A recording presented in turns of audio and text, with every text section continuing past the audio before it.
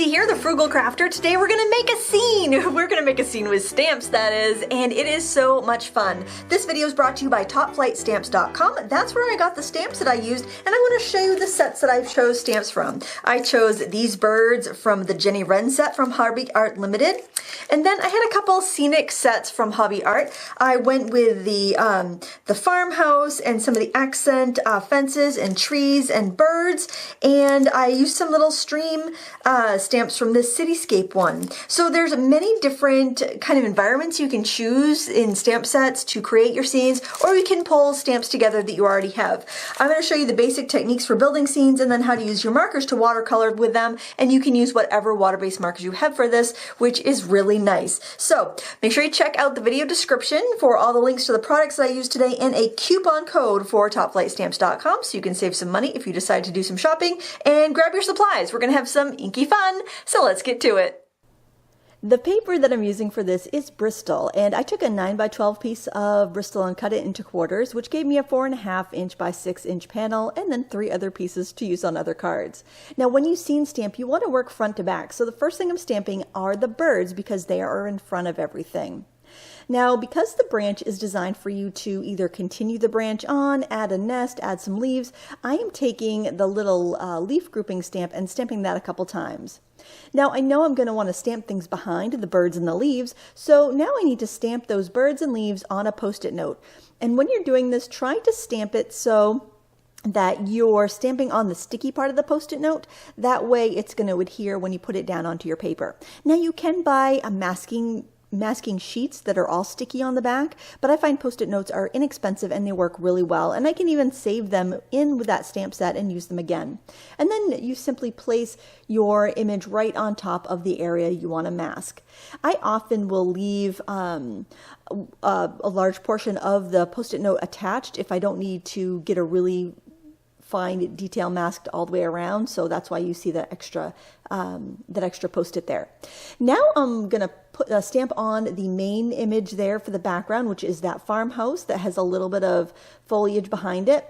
And I could cut out a mask for the farmhouse, but I can just use a piece of torn paper just as well, so that's what I'm going to do because it's a little bit easier. I thought this tree would make a really nice element for scale in the background, so if I stamp it higher up in the paper and further back, it's going to make the tree look like it's a really big tree. It's just farther away, and it also gives us a little bit of a horizon line there to break our foreground away from the sky. This fence with it's like a fence with a little stone wall going up a hill, I thought would be lovely in the mid-ground area. And I also stamped just the stone wall portion of that stamp on the other side. So also make sure you look at not just the stamps as a whole, but look at part of the stamps because you might be able to use that for another element in your scene. It's also nice if you can pull stamp sets together from the same manufacturer because oftentimes the line widths match and they just feel a little more cohesive.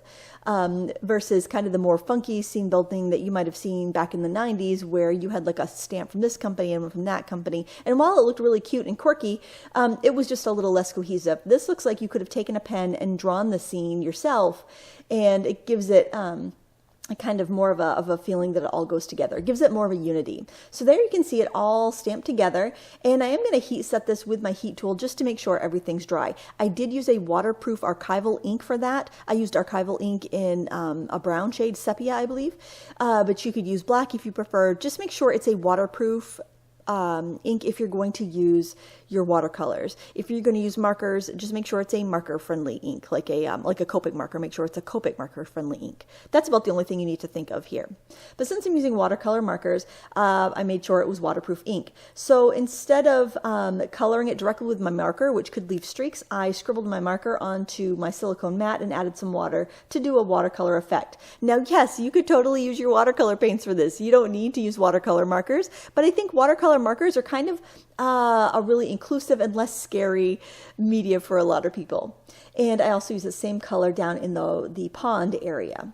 Now here I'm using direct to paper with my markers. I am using some sap green and I'm tapping in the darker shades of the tree because I know it will grab the paper and not dilute very much when I go in with my lighter shade, which is the sap green mixed with yellow. When I paint that lighter color over the darker green, it softens those darker green dots, giving it a really natural shadow. And now I'm using 2 different shades of brown to do the trunk to also give it a little bit of dimension.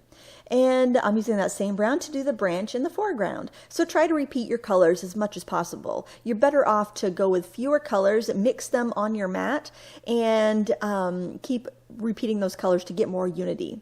And that's what you can do with the markers, because you can easily add water and dilute them. So you don't need to have as many when you're using watercolor markers versus using like a Copic marker or another alcohol marker, which doesn't blend quite as well as a water media. Now you also want to keep your values in mind, which is how light or dark something is. Like for this slate roof, I've taken a black marker and really diluted it down with water, and I'm doing a layer of that color. And after that dries, I can go in and use a gray to add the details on the shingles. Same thing here with the brick. I'm starting with a peach, and then I'm going in with little dashes of burnt sienna to draw individual bricks, because overall having those couple tones is going to give you the look of a brick building. So kind of keep that in mind as you're going. Try not to overcomplicate it. Often you just need a wash of the lighter color, and then you just need to go in with your darker color and put a few details in, and that's all you need. Same thing with the grass. I did the lawn with a lighter wash of green, and then I went in and did some individual blades of grass with the sap green marker. So just try not to overcomplicate it, because oftentimes using an easier technique is going to make it look better.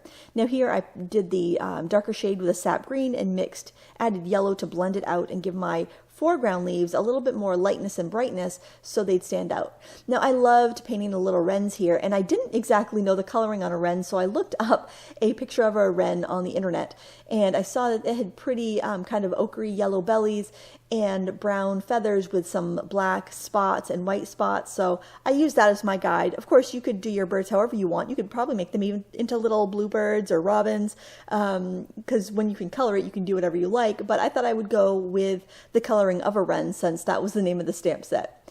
And I do a mix of adding diluted color with a brush and going right in with the marker.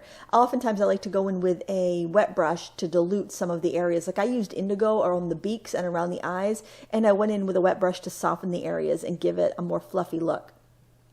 And you can always go back in with a pen and add detail, like I'm just using a fine liner here to redefine the eyes. And you can go in with a white gel pen and add highlights, sparkles, spots on the wings, all of that stuff. I really recommend having a white gel pen in your stash, because it will make your marker coloring and your watercoloring for your stamped cards look so much more brighter and realistic. And by only adding highlights to this foreground element, the bird and the branch, that's going to make it pop away from the background and give it a little bit more prominence and make it stand out more. Now let's turn this into a card. So I'm using a 5x7 Kraft card base and these little die cuts I made from a Stampendous die. I like these lacy backgrounds. Now I'm taking some Tombow multi-adhesive and just putting dabs here and there, because it will dry sticky. I can put my adhesive on now and set it aside to dry.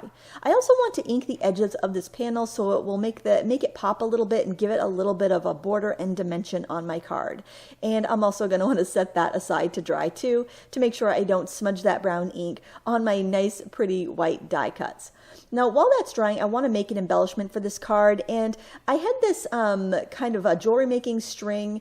It was just a very fine cording, and I thought it would make a really nice nest. So I'm starting off by putting a dab of hot glue on my silicone mat, and I am just kind of winding my string around to make kind of a loose nest-like shape. So basically in a circle. You could use jute cording, hemp cording, any sort of embroidery floss, string, whatever you have is going to look nice. Yarn, like a fine yarn, would look pretty too. Even something with some texture on it would be nice. But I saw this kind of smooth faux leather cording, and I thought that would be really pretty for a little bit of texture and a different sort of feel on the card. And then once you get the amount of string down that you want, make sure you tack that edge down in a little bit of glue, and then you're going to stick your buttons in there. And I like to build this on the silicone mat because I have a place to glue it down. I don't have to worry about too much glue. I could always cut off excess, and that way I can build it and do it without burning myself or ruining my card, basically. Don't burn your hands off with your hot glue gun. A silicone mat is so nice for this, or a Teflon mat. Your Teflon craft mats are fine for this too. And I thought the little aqua buttons would look really sweet, kind of like robin egg blue type eggs. I know it's not a robin. I have no idea what color wren eggs are, but I like the aesthetic of it, so that's why I went with that. And I also just really like buttons, so suey. So now what I'm going to do is put my die cuts down on my card. Now they are a little bit long. These are, I believe, like 5.5 inches long. They're sized for an A2 card, but that's okay because I can trim them. I just try to trim them at a natural break in the design, and it works out really well. So I'm going to just trim off the excess there. If it doesn't look right, if you just trim it to the edge of the card, you can go back in and trim and then glue down a piece so it looks better. Now, I originally thought I was going to do on all 4 sides, but I didn't like the way that left just a little bit of a border on the top and bottom. So instead, I decided that I would use die cut on each of the short ends and then on the bottom, and I would line the top of my card panel, my stamped panel, up with the top of the card on the fold. And I like that look a lot better because I felt like my border was a little more balanced. And then I just stuck my little embellishment down in the corner. I also had this wooden feather, which I thought was really pretty. And I debated whether or not to leave it its natural tone color, but I thought that actually staining it with a color that I colored the wrens with would make a little more sense, so that's what I did. You of course could do whatever you want. This was from just a collection of wood shapes I got at Dollarama a couple summers ago up in Canada, but you could probably find something very similar at any craft store, I would think. But it was a very affordable embellishment. And if you don't have that, you could always die cut a feather, so or hand cut a feather if you want that feather element, or even use a real feather. You can buy little bags of craft feathers, or pick one up outside. I don't know. Do what you got to do. And there you have it. I thought that was really cute. I'm using my heat tool to remove any hot glue strings. It just makes them disappear. It's kind of like magic. I love it. Top tip there. And there is our card, and I just thought that was super, super sweet. Now, I wanted to have an envelope to match because I do have pre-made envelopes in the 5x7 size, and I don't know, just a plain cream envelope is kind of boring.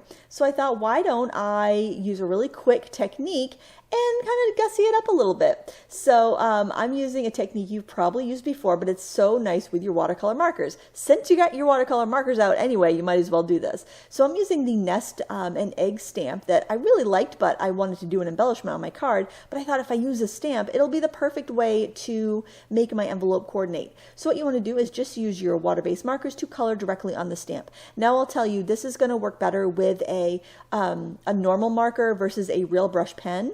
Now what I just did was I breathed on the stamp, and then I'm just going to stamp it straight down, and that is going to help transfer the ink. Another fun thing you can do is actually spritz the stamp with your spray mister, and you will get a more dynamic, you'll get a brighter effect, and I actually like that effect better. But with this, all I got to do is take a wet brush and just kind of spread some of that ink around, and it's a really quick and easy embellishment for your envelope, and it's not too dark. So if your stamp goes a little bit into your address area, you should be able to still work around it.